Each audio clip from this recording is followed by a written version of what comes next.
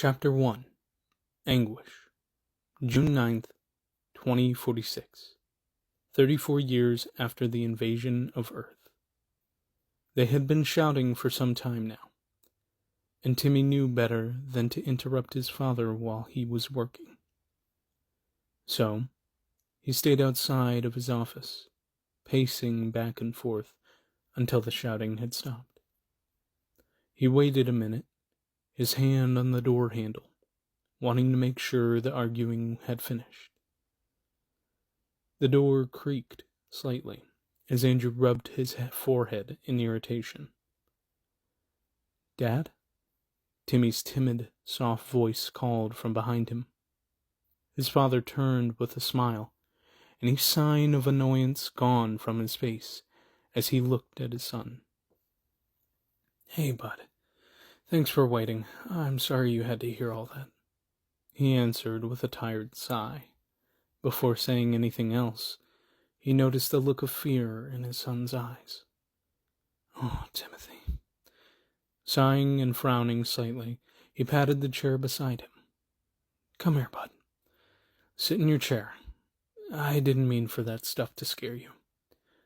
I should know better than to bring my heavier work out of the office." Timmy walked over to his father, sitting up on the smaller rolling chair and spinning it side to side, still not looking up at his father. "It wasn't the shouting," he said, sniffling. "It was the news about the war," he said, nearly whispering at the end of his sentence. "Oh, I see," Andrew said, rolling his chair closer to Timmy. "Listen, I understand the war can be scary, especially how the news shows it. But you have nothing to fear," he said, reaching out and rubbing Timmy's shoulders, giving him a comforting smile. "The war is thousands of light years away, with millions of Alliance homeworlds and defensive fleets between the war and us." He put his arm around Timmy and pulled him in for a hug. Timmy's face lessened in sadness as he wiped his nose. "Hey, it's okay to be afraid though, bud. It's natural." Timmy looked up at his father for a moment before lowering his head again. "But Blake said he wasn't afraid," he said, looking away again, turning himself slightly back and forth in the chair. "Well," Andrew started, leaning back in his chair and giving a slight smirk. "He wouldn't be much of a big brother if he was, now would he?" Timmy looked up at his father, thinking about it. "And besides, I'm sure he's afraid of some things. And I'm also sure he'd never tell you that either," Andrew said with a chuckle before adding, "Think about the soldiers on the front lines, or the people who fought off and survived through the invasion. They had never seen anything like the mudlarks before. I'm sure they were scared. Heck, from what I've heard, people weren't even sure humanity could come back from the invasion," he concluded, stretching his back and giving a slight sigh from exhaustion. Andrew looked at all his blueprints and sketches which were taped and pinned along his walls, models of his creations hanging from strings and popped up on shelves.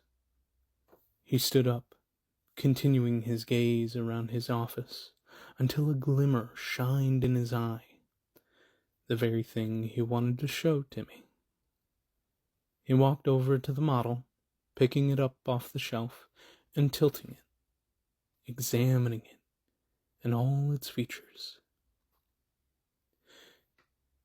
"Do you know what makes someone overcome their fear?" he asked. Not expecting a response, Timmy's father continued. "Some might say it's bravery, others, strength. But do you know what I believe? I believe it's hope. Hope gave the soldiers who fought off the invasion the idea that people would survive, that they would thrive and live through the horrors. We have hope that one day the war will be over, so that people won't have to fight to survive. It's that hope that makes the soldiers fight on them front lines. It's that hope that gives them the bravery to face their fears head on. Andrew said with a captivating, infectious passion. That everlasting, natural desire that resides within all humanity. The desire to seek happiness, safety, and a better tomorrow. It's our hope in those things that drive us forward. He held the model closely, giving a smile. So do you know what you need to do, Timothy? You need to find that hope. Use it to build your strength and bravery to stand up to any of your fears. Use it so that you never run away from what you fear, but to run at it, to overcome it. Timmy looked up at his father, smiling at his resolve. Andrew turned, smiling back at his son, walking over and sitting back down, now with the model in hand. Do you know what makes me hopeful, Timothy? It's you and your brother. You two prodigies of your mother and I. Our perfect creations. So much smarter and inventive than either of us could ever be, he said, holding the model more clearly into view. Timmy's eyes lit up seeing the model. The model was none other than a starship created by his father, its silver shimmer glistening excellently. Eyes wide, Timmy took in every detail of its sleek shape. Mirrored on both halves of the ship, it could face either direction. Timmy's father called it Sharon. You went with Blake's design, Timmy exclaimed. Not only that, his father replied, pressing a button on the top, opening it horizontally, showing off the inside. Like a blueprint, it clearly outlined that it carried 2 control rooms, a living quarters, a food production area, and finally, a power room that was specifically designed by Timmy himself. My idea! The one to add an entire section of the ship for cooling, Timmy exclaimed. Andrew smiling at his response. Thief! Timmy shouted, snatching the model and taking a closer look. I'm sorry. Was I not supposed to? Andrew laughed. Timmy continued, looking over the model as he hummed to himself. It comes at a price, Timmy said. Andrew cocked an eyebrow before asking, Oh? And what might that be? Timmy hesitated as he quietly murmured, No shot tonight? Looking up at his father with soft, pleading eyes. Anything else, and I might have said yes. That, on the other hand, you should not have reminded me of, he said, as he checked his watch. You should go get your brother. It's time for you boys to go get your shot. Timmy pouted, getting up and handing the model back to his father before walking off, grumbling, Okay. Hurry up now, so we can go to eat tonight. Your mother and I wanted to talk to you two about something, his father said as he ushered Timmy out. Timmy's mother, meanwhile, was already getting ready for tonight's outing. while his brother had been working on another one of his paintings. The day moved on, turning quickly to night, and all thoughts of the war had once again drifted from Timmy's mind, now only centered on his favorite place to eat. It was an old-fashioned diner, plucked straight out of the 1950s. Pulling up to the front would show its barrel-vaulted roof line with a dazzling neon pink sign, seen from blocks away. Before even having a glimpse of the Josh's Diner name, which was emboldened and showcased right above the glass doors at the front entrance of the local family-owned diner. Shining checkered floors under bright ruby-red leather stools lined across the counter that stood in front of the prepping station. Matching the stools and red booths that laid vertically against the large window, the waitresses had their uniforms, black with white collars, cuffs, and aprons, with the food being the very cherry on top for the greens. Simple, Americana, and delicious, as Andrew always stated. Timmy had always felt comfortable being in a restaurant that wasn't, for his family, the normal, extravagant restaurant where he'd have to dress up. Timmy despised that, choosing instead to dress casually and comfortably. Adding to the day was the fact that his parents were finally talking about putting him and his brother into public school. His brother was already on a football team, but this was what they had wanted to make them finally out of their private life. His worries of being home taught and grown up with no friends, and that he'd be treated differently, would soon be a thing of the past. The Greens celebrated by staying a little longer than they normally would, ending their time at the diner with a little dessert. Timmy having a rich chocolate lava cake served with vanilla ice cream on top. Timmy scarfed it down, while his brother treated himself to his football team's favorite treat, a root beer float. Eventually, after the boys had finished their desserts, the Greens began to make their way to their car. It had been raining for a while, but the rain became a downpour once they began to depart from the diner. When leaving, Timmy's love for the rain controlled him, and in a bit of childish fervor he splashed around in the puddles that quickly surrounded the front of the diner, with the rest of the Greens already by the car. After realizing that Timmy wasn't with them, his mother sent his brother off to go get him. His mother called out to him, her voice slightly muffled by the rain, but it still... Timmy could hear her as she shouted in a loving tone, "Timothy!"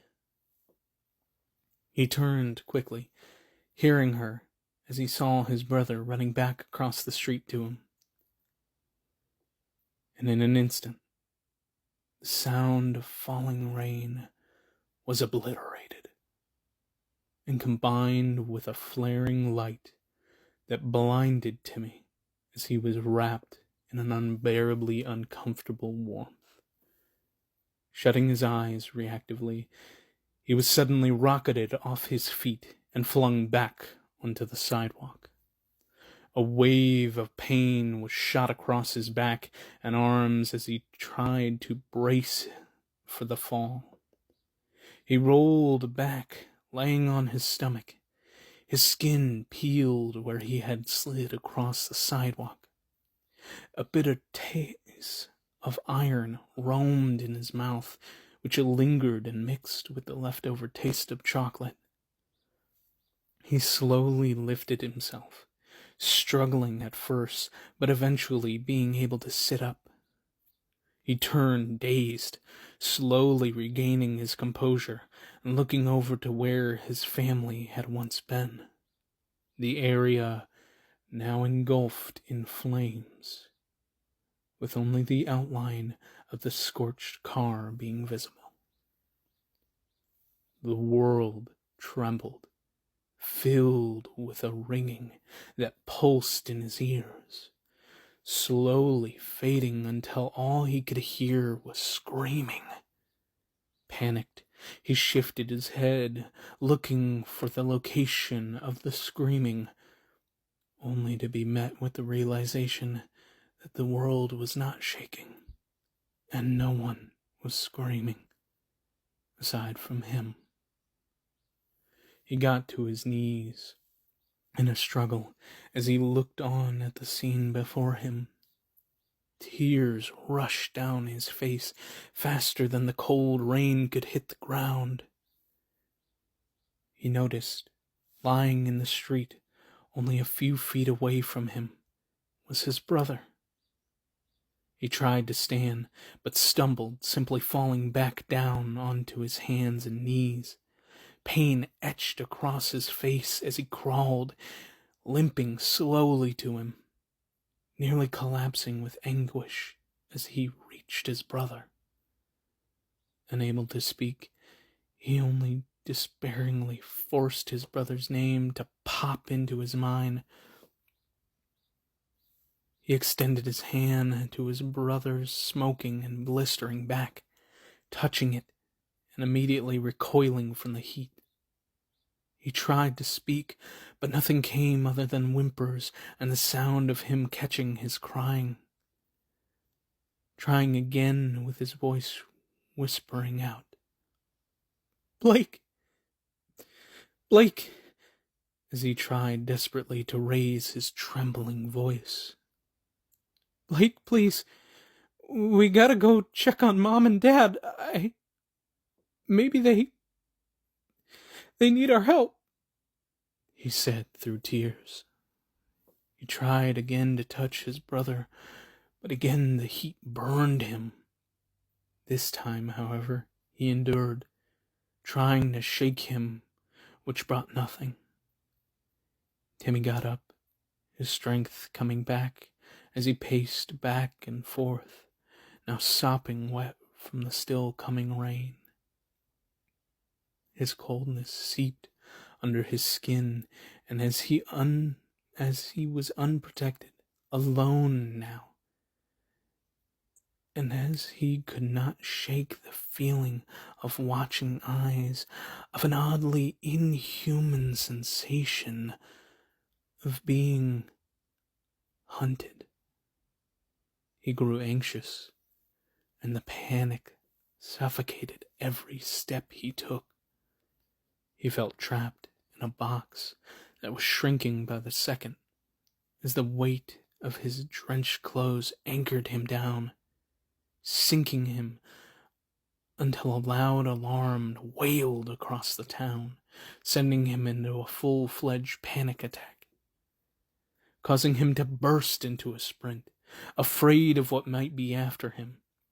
He ran faster than he could comprehend, as the rain pelted his face and body like sharp knives as he nearly slipped on the now slick surface he was running over.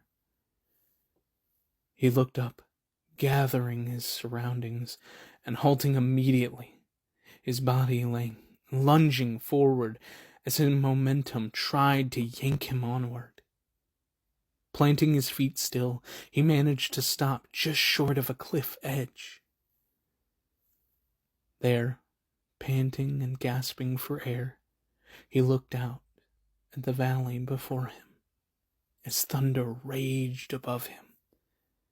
He stood there, taking in the valley's seemingly endless expanse, making him feel ever more alone. Fierce emotions hammered in his chest, hitting him just as hard as the explosion had.